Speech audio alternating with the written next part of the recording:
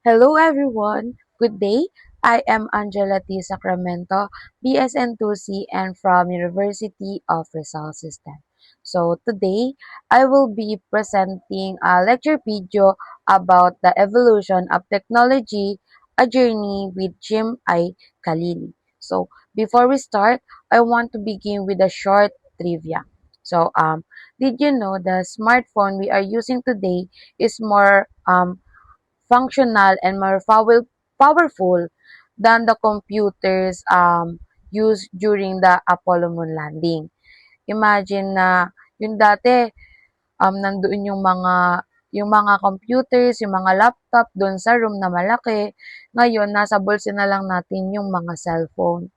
Tapos another interesting fact is 1,000 years ago the most advanced technology in the world was just wheel and fire. But today we already have artificial intelligence or what we call AI. Meron na din tayong robots and even space exploration technology. So, dati hindi yun masyado natotalk about. So, this shows how fast technology evolves over time. So, when we say technology, most people think na about gadget lang, about cellphone lang, about laptop lang, or in the internet. But according to scientists, sa historicals or gaya nga ng sabi ni Jim Khalil, technology actually started a very long time ago, even before electricity and machine were invented. So technology started when early humans created tools to survive like stone tools, fire, shelter, and from there, technology continued to develop through machines, electricity, computers, and now digital technology and artificial intelligence na ginagamit natin ngayon, lalo na yung kilalang-kilalang ChatGPT, Gemini, yung mga useful app or useful site na AI na ginagamit natin to as something to do, to inuutos natin na gawin mo to, gawin mo yan, tulungan mo ako dito, explain this, explain that, etc. etc. So this presentation will go with the journey through time to understand how technology evolved and how scientific discovery helped humans to create invention that changed the world. So we will talk about the connection between the science and technology, early human technology, development of machines, electricity and communication technology, computers and the internet, modern technology today, and the future of the society. So, by the end of this presentation, we will understand that technology is not just about the gadget, but it is actually the result of human curiosity, science, experiment, and innovation over many years. So, technology continues to evolve or to develop um, because humans continue to discover new knowledge and create new invention to make life easier, faster, and better. So now, let's begin our journey and explore our evolution of technology.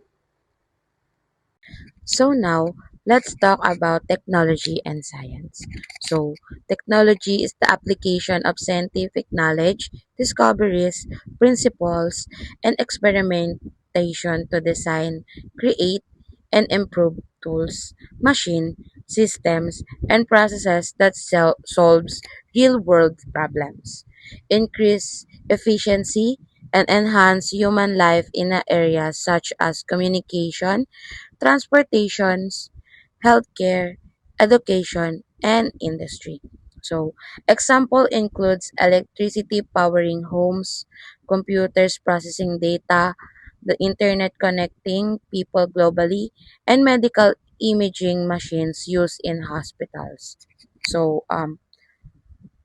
para mas maintindihan natin, when we say technology, hindi lang siya about gadgets like phone or laptops.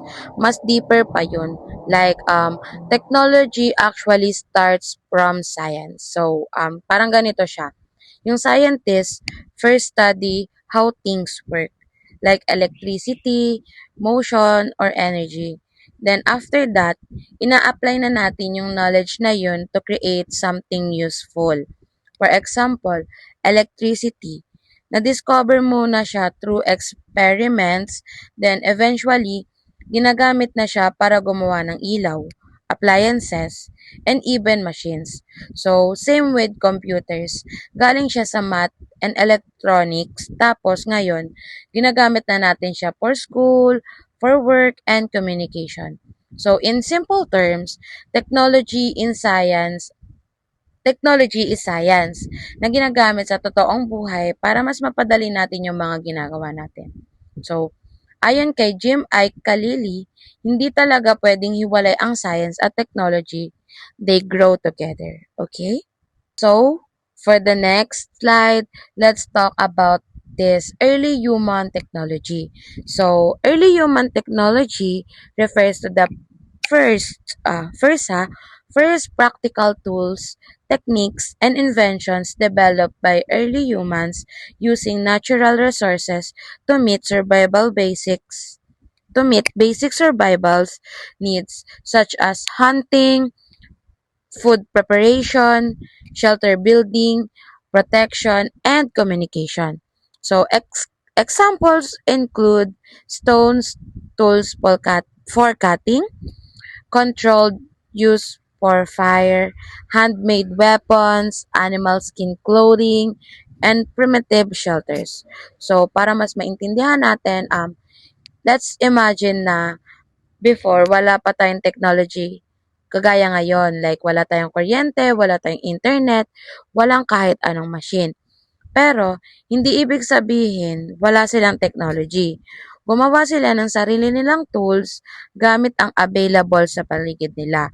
So, ang galing no, like parang nakapag-improvise sila kahit wala pang, kunyari hindi sila makapag-search sa Google, nakapag-improvise lang sila gamit yung mga resources na available sa environment nila. So, for example, yung bato, ginagawa nila yung panghiwa or panghunt. Yung fire naman, sa sobrang important noon para sa pagluluto, pagpapainit at pagpoprotect from animals. So, even yung paggawa ng shelter and clothing, technology na yun. So, kahit simple lang, these were very important kasi dito nag-start ang lahat. Pero ito yung pinaka-foundation ng technology na meron tayo ngayon. Without this early invention, hindi tayo magkaka-progress to modern technology. So next is development of machines. So machines are mechanical devices developed by humans that use energy, motion, and force to perform tasks more efficiently, reduce human effort, and increase productivity in agriculture, construction, transportation, and industry. So example includes water wheels generating power, windmills grinding grain, engine powering vehicle, and important is factory machine producing goods. So as the time passed, human become more advanced. So nag-isip sila ng ways para mas mapadali pa yung mga trabaho. So dito na pumapasok yung mga machines.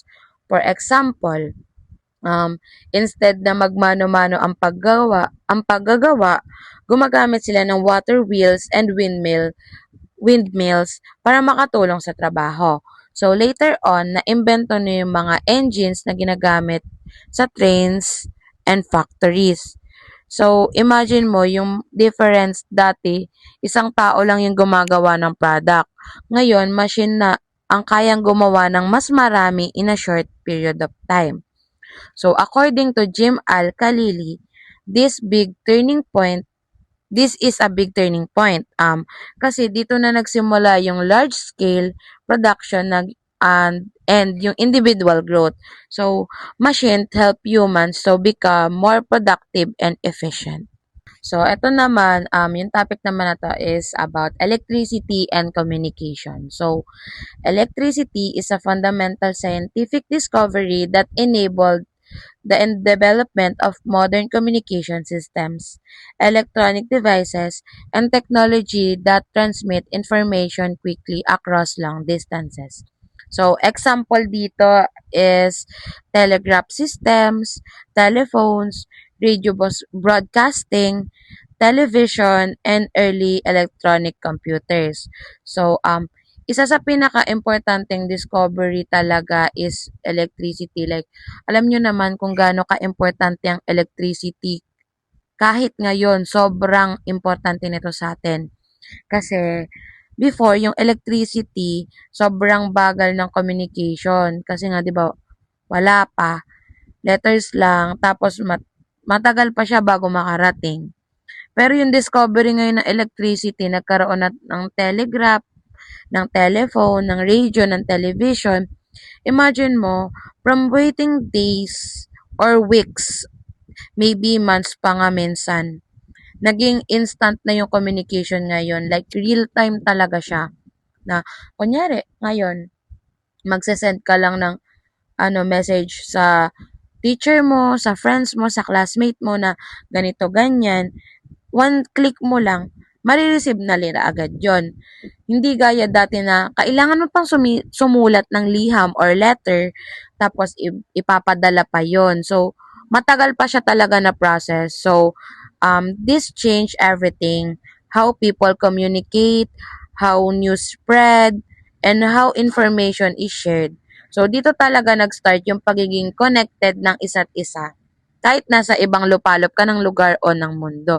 Kasi nga, dati isipin mo, tabloid or magazine lang, doon lang tayo nakakakita ng ng mga balita or doon lang tayo nakakasagap. Pero ngayon, kahit saan ka mag-scroll, pwede ka sa FB, makikita mo, merong balita. Sa YouTube, lalo na sa YouTube or YouTube, marami talagang balita. So, lahat ng social media platform gamit ang cellphone, telephone, or radio, TV, mabilis na talaga ngayon makahanap or makasagap ng balita. So, let's talk about the computer and the internet. So, computers and the internet are advanced technological systems that process, store, and transmit information digitally, allowing global communication, data sharing, automation, and access to vast amount of knowledge. So, ang example dito is ay yung mga email communication, websites, search engine, social media platforms, online education systems, and cloud storage services. So, now we go to the one of the biggest changes. So, yung computer and the internet. This is where everything become digital. So, before, information, nakabook siya, naka-physical storage, yung mga nasa library, yung mga dictionary na dinadala natin sa mga school, ganyan. But now, everything is online. Like for example, instead of going nga sa library, magsa-search ka na lang sa Google or sa AI o yung tinatawag natin na artificial intelligence. Kasi nga, sobrang helpful. Tapos, hassle-free pa siya. Kasi nga, kapag pumunta ka sa library, magbabrowse ka pa ng book na kailangan mo. Tapos, hahanapin mo pa yon ng mano-mano. So, mas madali kung isa-search mo na lang siya sa Google, meron ka na talagang different na meanings or makikita mo agad kung ano nga ba talaga yung hinahanap mo na kailangan mong masagutan or kailangan mong itanong. So, example is, instead of sending letters, pwede ka na mag-send via emails or mag-message ka through Messenger. So, ang dami na ng messaging app na na-invento ngayon sa pace natin or sa era natin. So, mas madali talaga makipag-communication. So, ito yung pinakagamit na gamit, which is instead of face-to-face classes, may online classes na. So, paano ba siya nagwo-work? So, gaya nga nung setup namin ngayon, meron kaming tinatawag kasi siya na online class or modular keme, ganyan. So, yung eto, gumagamit kami ng app which is the Google Classroom. So, dun kami sasali lahat and dun sasali yung prof namin and dun siya magdi-discuss. So, instead na pumunta ka sa school mo, pwede ka nang makapag-aral using like technology lang, using your tablet, your laptop, your phone, or whatsoever, kung ano man yung ginagamit mo pang online class. So, mas madali na talaga. Kasi, for example, yung may mga calamity, kagaya nga dati ng COVID-19, dyan talaga nauso yung online classes lalo na kasi nga, hindi tayo pwede mag-meet face to face. So, even na hindi tayo pwede magkita-kita, hindi pa rin nag-stop yung learnings natin dahil nga meron tayong online class. So, internet basically connected the world. And this is Jim I. Kalili highlights. Technology is not about tools, it's about how it changes how people live and interact. So now, um, modern technology. So, modern technology refers to highly advanced digital, electronic, and intelligent systems such as artificial intelligence, mobile devices, and automated machines that are integrated into everyday life to improve convenience, efficiency, and productivity. So, example nito is smartphones, artificial intelligence systems, robots, online banking platforms, and streaming services. So, today, we are living in the most advanced stage of technology. Halos lahat ng ginagawa natin connected na siya sa technology. Like for example, yung phone mo, hindi lang siya pang text, pang school, pwede rin siyang pang entertainment, pang work, pang communication, yung AI na ginagamit natin na recommendation, face recognition, and apps. Yung robot, ginagamit sa factories like hospital, sa mga ibang restaurant, meron na silang mga robot na nagsaserve. So, technology now is not just helping us, it already part of our daily life. So, parang hindi tayo mabubuhay without it. So, totoo naman na sa ano ngayon, sa stage natin ngayon, sobrang advanced na ng technology. And alam kong hindi lang dito matatapos yung pag-enhance ng technology and alam mo yun, pag-invento ng mga technology na pwede nating magamit dahil ang dami na ngayon, like sobrang advanced na, lalo na yung mga AI or artificial intelligence. Sobrang lawak ng ano, konting tanong mo lang dito, mamasasagot ka na. Konting ganito mo lang, ganyan, meron na agad. So, talagang sobrang dali ng buhay dahil advanced nga yung technology natin and nagiging connected tayo through it. So next is the future of technology. So future technology refers to emerging and developing innovation based on ongoing scientific research that aim to further improve human life, sustainability, efficiency, and globally connectivity. So example na lang dito is yung mga smart cities, autonomous vehicles, yung mga ano, yung autonomous vehicles, yung mga, alam mo yun, yung mga nagdadrive mag-isa kagaya ng Tesla, ganyan-ganyan. Advanced robotics, renewable energy systems, and space exploration technologies. So, if ngayon, advanced na yung technology, imagine mo pa sa future.